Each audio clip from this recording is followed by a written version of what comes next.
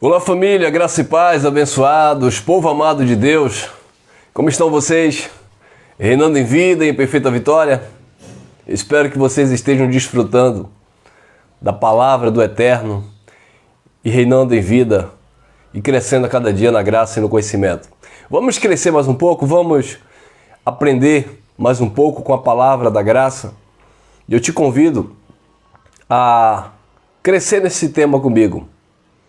Homens que gostam de coagir Deus, homens que encurralam Deus, que colocam Deus sobre a parede, né? Homens que gostam de impor, cobrar.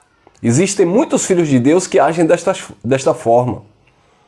Existem muitos filhos de Deus que acham que Deus é devedor de alguma coisa, que Deus é obrigado a satisfazer, sabe, o seu ego, a realizar os seus sonhos, porque eu orei, porque eu determinei, porque eu busquei, porque eu paguei o preço, porque, sabe, eu cumpri com as exigências religiosas, porque eu me disponibilizei para fazer, para acontecer.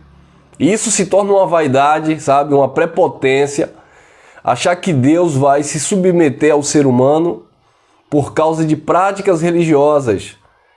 Então muitas pessoas veem Deus desta forma. Eu sou dizimista fiel e ofertante, então Deus é obrigado a me promover na empresa, a me prosperar financeiramente. Eu preciso, sabe, desenvolver os meus negócios, eu preciso construir, conquistar. Isso é colocar Deus contra a parede, abençoado. Isso é encurralar Deus. É achar que Deus tem por obrigação a fazer aquilo que você quer. E nós fomos instruídos desta forma. Não pelo Evangelho, obviamente que não, mas por homens. Porque, infelizmente, os homens que transmitiram esta forma ou esta fórmula para nós eram homens gananciosos.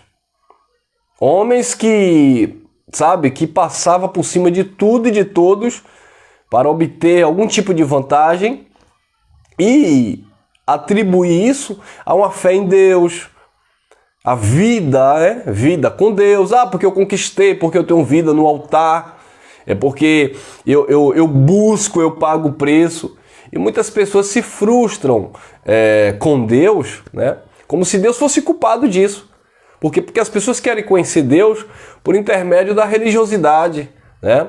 Porque viu alguém conquistando algo na vida e falou e deu um testemunho, e nós sabemos que existem aí muitos testemunhos falsos, porque se você for procurar também testemunho de pessoas que estão fora do sistema religioso, você vai ver também pessoas que venceram na vida, pessoas que alcançaram, pessoas que foram à luta, pessoas que estudaram, se dedicaram, trabalharam e hoje são prósperos, são ricos, milionários. E aí?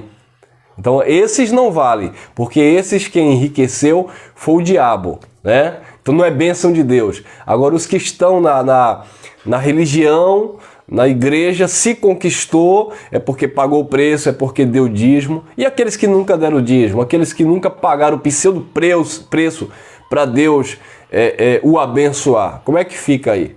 Então vamos lá, vamos estudar um pouco. Carta de Paulo aos Romanos, capítulo 9, olha o que está escrito.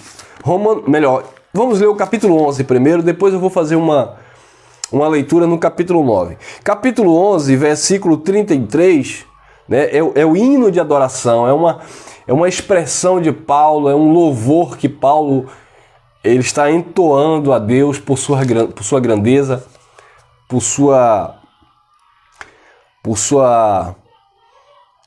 seu senhorio, por sua grandiosidade. E olha o que Paulo diz: ó profundidade das riquezas, tanto da sabedoria como da ciência de Deus. Quão insondáveis são os seus juízos e quão inescrutáveis os seus caminhos. Porque quem compreendeu o intento do Senhor? Ou quem foi o seu conselheiro? Quem foi o conselheiro de Deus? Quem aconselhou a Deus? Quem compreendeu a mente do Senhor, a vontade do Senhor? Quem foi o seu conselheiro? Ou quem primeiro deu a ele para que possa ser restituído ou recompensado? Existe até uma música no meio gospel, né? Que diz assim: Tu és fiel, Senhor, Tu és fiel a mim. Não, Deus é fiel à sua palavra, Ele vela com a sua palavra para que se cumpra. Então, as pessoas acham que Deus, Ele tem por obrigação a lhe dar, a lhe abençoar.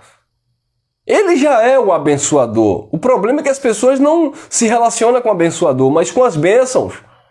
Porque Deus me fez isso, Deus fez aquilo. E só consegue ver Deus nestas coisas. Queridos, isso são pessoas que agem com a mente carnal, materialista, sabe? Pessoas que não conseguem enxergar Deus na vida, não conseguem enxergar Deus nas dificuldades, nas provações, mas só consegue ver Deus na prosperidade.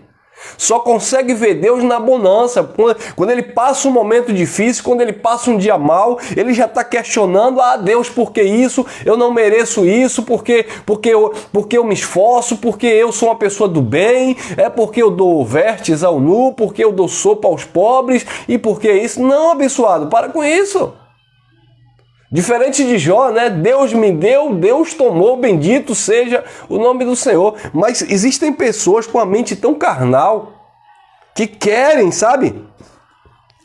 Querem a todo custo que Deus esteja sempre lidando como uma criança que em todo tempo quer um doce, acha que o pai tem que estar ali com doce, porque quando ela, eu quero meu doce, você tem que ter o doce para dar naquela hora. E se Deus não der esse doce, se Deus não liberar esta bênção, abençoado, ele fica bicudo. Tem gente que se desvia, né?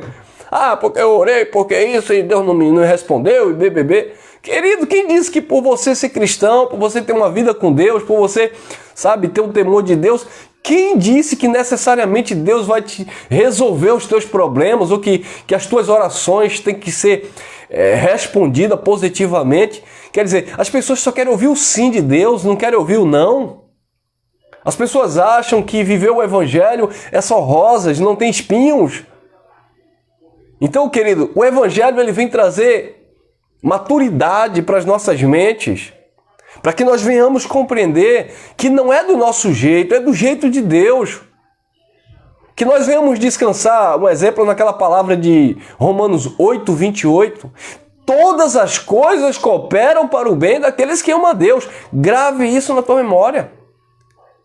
Você ama a Deus, tudo vai cooperar para o bem daqueles que amam a Deus.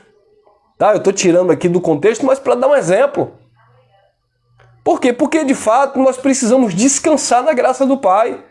Paulo estava com espinho na carne, com dificuldade, e ele orou 3 vezes: tira de mim esse espinho, eu não aguento mais.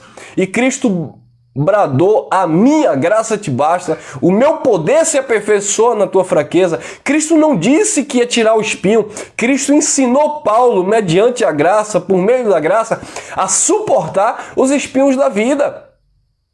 Mas existem pessoas, abençoadas, pessoas, sabe, melancólicas, pessoas cheias de mimimi, não, porque Deus não me deu, porque Deus não respondeu.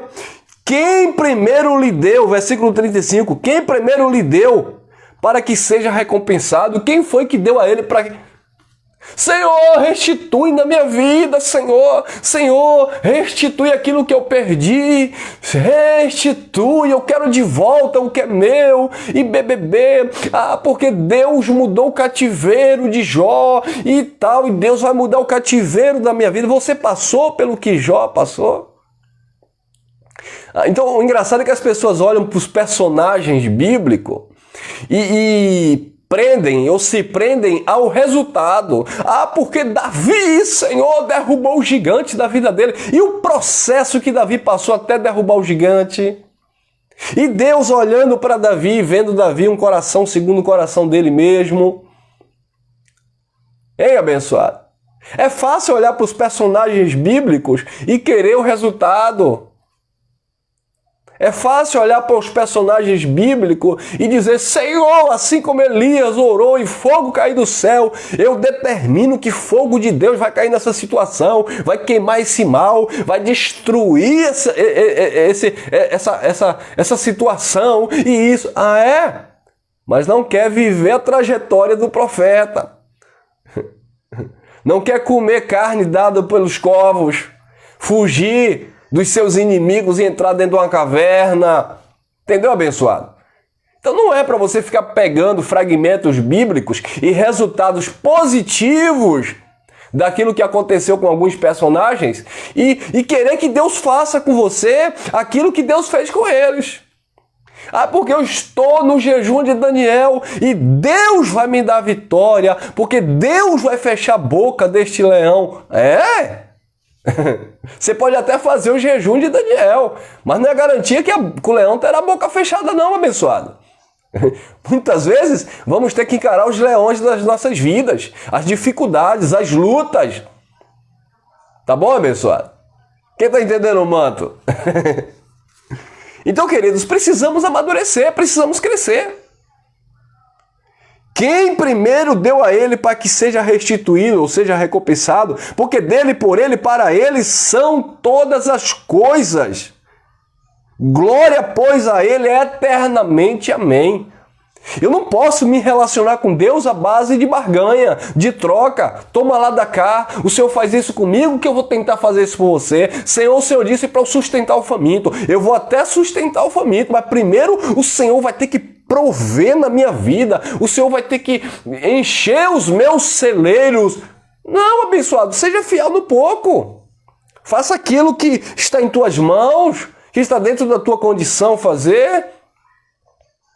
Não adianta tentar almejar, não adianta tentar chegar lá se você não deu o primeiro passo. É de fé em fé, de glória em glória, processo gradativo, crescimento gradativo. Vamos aprendendo, vamos apanhando com uma vida, com as dificuldades, com as circunstâncias e vamos desenvolvendo uma maturidade, um conhecimento, uma certeza, uma convicção, como disse Paulo. Eu sei em quem o teu crido, estou certo que ele é poderoso para guardar o meu depósito. Como disse Jó, eu sei que o meu Redentor vive e por fim se levantará em meu favor, se levantará sobre a terra. Precisamos confiar em Deus independente das circunstâncias que estão acontecendo em nossas vidas. Ah, porque o mundo está passando por isso, ah, porque tanta dificuldade, porque isso e porque aquilo. Queridos, coloque a tua mente no eterno, descanse no Criador. Não importa, pode estar chovendo canivete, a nossa alma precisa estar no descanso do Pai. E isso é fé, é pegar esta palavra e misturar por fé e declarar e confessar ela. Eu sou mais do que vencedor, eu posso todas as coisas. Irmão Elcio, isso é palavra de alto efeito, é palavra de alta ajuda? Não, isso é evangelho, é o poder de Deus na vida daquele que crê. Eu creio, eu recebo, por isso eu confesso, abençoado. O evangelho não é falácia. A palavra de Deus ela é viva e eficaz e mais penetrante do que a espada de dois gumes. Agora, eu não posso agir religiosamente achando que Deus tem que me atender porque eu cumpro os pré-requisitos da religião. Ah, porque talvez você que esteja me assistindo faça parte de uma igreja X ou igreja Y. E porque o meu pastor disse isso, porque o meu líder falou aquilo. Querido, não é como o líder diz. Não é como o pastor diz. É por isso que muitas pessoas se frustram na caminhada, se decepcionam, porque começa a ouvir o homem e deixa de ouvir a Deus. Então muitas pessoas colocam a sua esperança, sabe, abençoado, na sua incapacidade, achando que não, porque eu, esqueça eu. Paulo disse, vivo não mais eu, mas Cristo vive em mim. É Cristo, é o poder de Deus, é o Cristo vivo, é o Deus eterno, é o Espírito do Criador em nós, Ele nos movendo. E o próprio, quando esteve aqui revestido de carne, Jesus de Nazaré, Ele disse, no mundo tereis aflições, tende de bom ânimo, eu venci o mundo. Quando ele foi tentado e o tentador ali, que nós sabemos ali que foi a sua própria vontade humana, porque ele estava carregado ali de fraqueza. Hebreus 2,18 diz que assim como nós, como ser humano, né, em tudo ele foi tentado, mas ele não caiu, e ele dizia: está escrito, está escrito, está escrito. O evangelho está imprimido nos nossos corações, ou seja, na nossa mente, no nosso entendimento. Veio o dia mal, já veio vencido, eu posso vencer, eu sou mais do que vencedor, eu passo por isso, ele já me capacitou, ele já me instruiu, eu sei que ele está em mim, eu sei que esse dia ele vem vencido, porque o Senhor é maior que está em mim do que o que está lá fora. Entendeu, abençoados? Então precisamos vivenciar isso. Precisamos entender isso, porque senão vamos viver um evangelho da graça, um evangelho cheio de letras, cheio de ciência, cheio de conhecimento, ok, mas sem vida, sem experiência. Quem primeiro lhe deu para que seja recompensado? Deus, você não tem que encurralar Deus na parede, contra a parede. Você não pode querer... Você sabia que na religião, abençoado, pessoas ameaçam Deus? Se o Senhor não fizer, eu não vou mais te servir. Se o Senhor não fizer, eu não vou mais orar. Se o Senhor não fizer, Jeremias, ele disse, sabe de uma? Não profetizo mais. Não vou profetizar mais. Eu não vou profetizar mais, eu estou profetizando aí não está acontecendo aí a profecia imediatamente, as pessoas estão zombando de mim, eu estou sendo ridicularizado, eu não vou profetizar mais. Quando ele disse isso, os seus ossos começaram a queimar dentro dele, começou a queimar dentro dele, e ele disse, eu não posso resistir ao Eterno, eu não posso resistir ao Criador, sim, eu vou profetizar, eu preciso profetizar. Paulo disse, é-me imposta essa obrigação, é-me imputada essa obrigação de pregar o Evangelho, e ai de mim se não pregar o Evangelho. Então, eu vou fazer se Deus fizer, eu vou fazer se Deus ouvir, se Deus me responder, aí então eu vou pensar o que eu vou fazer. Manda quem pode, obedece quem é filho. O pai manda, o filho obedece. Manda quem pode, obedece quem tem juízo. Então, queridos, precisamos entender Deus. Precisamos entender a mentalidade de Deus, que não é do meu jeito. Que Deus não me deve nada, Deus não me deve satisfação. Deus é Ele, não eu. Romanos capítulo 9, versículo 23 em diante, olhe lá. Não, Romanos capítulo 9, versículo 17 em diante. Olha que interessante. Vamos ler do versículo 15 para pegar o entendimento perfeito. Romanos 9,15. Pois diz a Moisés, compadecer-me-ei de quem eu me compadecer, terei misericórdia de quem eu tiver misericórdia. É ele que disse. Eu vou me compadecer de quem eu quiser me compadecer. Eu vou ter misericórdia de quem eu quiser ter misericórdia. Senhor, porque o Senhor não teve misericórdia daquela vida. Senhor, porque o Senhor não salvou aquela pessoa. Senhor, porque o Senhor não liberou uma cura, porque o Senhor não operou um milagre. Queridos, preste atenção. Pois diz a Moisés, compadecer-me-ei de quem eu compadecer, terei misericórdia de quem eu tiver misericórdia. Versículo 16, assim, pois isto não depende de quem quer nem de quem corre, mas de quem Deus se compadece e usa de misericórdia. Versículo 17, porque diz a Escritura, Faraó, para isto mesmo te levantei, para em ti mostrar o meu poder e para que o meu nome seja anunciado em toda a terra. Irmão, e agora? Versículo 18, logo, pois, compadece-se de quem quer e endurece a quem ele quer. Versículo 19, dir-me-ás então, por que se queixa ele ainda? Porventura, quem resiste à sua vontade? Versículo 20, mas ó homem, quem és tu que a Deus replica, questiona? Porventura, coisa formada dirá que o formou, por que me fizestes assim? Versículo 21, ou não tem o oleiro poder sobre o próprio barro, para da mesma massa fazer um vaso de honra e outro para desonra? Versículo 22, e que direis? Se Deus, querendo mostrar sua ira e dar a conhecer o seu poder, suportou com muita paciência os vasos da ira, preparado para a perdição, versículo 23, para que também desse a conhecer as riquezas da sua glória nos vasos de misericórdias que dantes preparou, versículo 24, os quais somos nós, a quem também chamou, não só dentre os judeus, mas também dentre os gentios. Quem é o homem para questionar Deus? Quem é o homem para encurralar Deus contra a parede? Quem é o homem para exigir algo de Deus? Você não deu nada para Deus. Paulo disse que ele já nos preenche. Respiramos, nos movemos, existimos por causa dele. Ele é que é o Senhor da vida. Ele que é o sustentador de todas as coisas. Ele que é o autor e consumador de todas as coisas. Descanse o teu coração. E quando você o glorifica desta forma, porque aqui nós estamos reconhecendo a sua grandeza, o seu senhorio. Aqui nós estamos reconhecendo a sua autoridade, o seu reino. É desta forma que nós reconhecemos. E não querendo exigir, ou exigindo, ou impondo, ou questionando a vontade dele. E eu deixo outra reflexão em Efésios. Carta aos Efésios, capítulo 1. Olha lá. Carta aos Efésios, capítulo 1, versículo 1. Capítulo 1, Carta aos Efésios, capítulo 1, versículo 11, que diz assim: Nele digo, em quem também fomos feitos herança, havendo sido predestinado conforme o propósito daquele que faz todas as coisas segundo o conselho da sua vontade. O propósito, tudo ele tem um propósito. Em tudo ele tem um propósito. Aqui estava falando da preexistência, predestinação, a escolha, a eleição. Mas em tudo ele tem um propósito. Conforme o propósito de todas as coisas, segundo o conselho da sua própria vontade. Não é da vontade do homem, é da vontade do próprio eterno, do próprio Criador.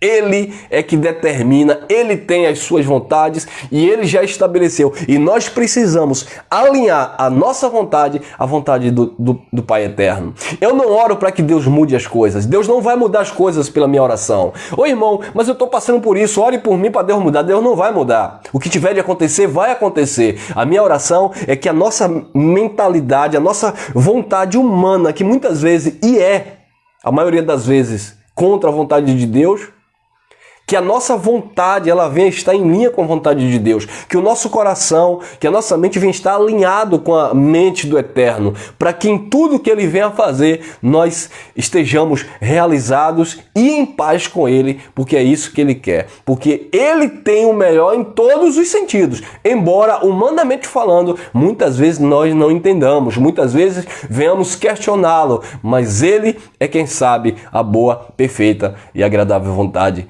para a vida de cada um.